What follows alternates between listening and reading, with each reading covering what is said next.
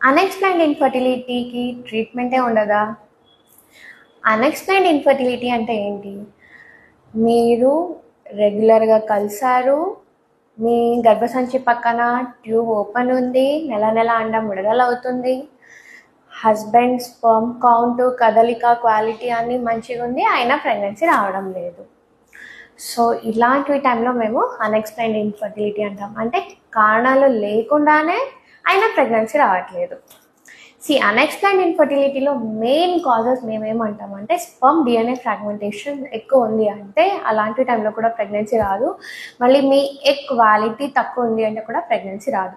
కానీ unexplained ఇన్‌ఫర్టిలిటీకి treatment అసలుకే లేదు అని ఏం లేదు. అన్ఎక్స్‌ప్లెయిన్డ్ ఇన్‌ఫర్టిలిటీ యూజువల్లీ మేము 2 years మీకు రెగ్యులర్గా ట్రై చేయమని చెప్తాం. అది అయిన తర్వాత ఒక 2-3 cycles IUI చేస్తాం. దాంట్లో కాలేదు అంటే మీకు టెస్ట్ బేబీ ట్రీట్మెంట్ కూడా ఉంది.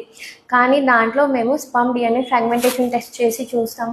ఎగ్ క్వాలిటీ అయితే ఏమేజ్ చేస్తాం, అది ఓవేరియన్ రిజర్వ్ చెప్తుంది.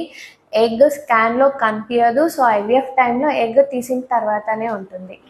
ఎలాగ ఉంది, ఏంటి, మంచిగా ఉందా లేదా, ఎగ్స్ మెచ్యూర్డ్ ఉందా లేదా అనేది. ఓకే, సో మీ స్పర్మ్ మీ ఎగ్ క్వాలిటీ ఇంప్రూవ్మెంట్ చేసుకునేది మీ చేతిలో ఉంటుంది. అది లైఫ్ స్టైల్ మోడిఫికేషన్.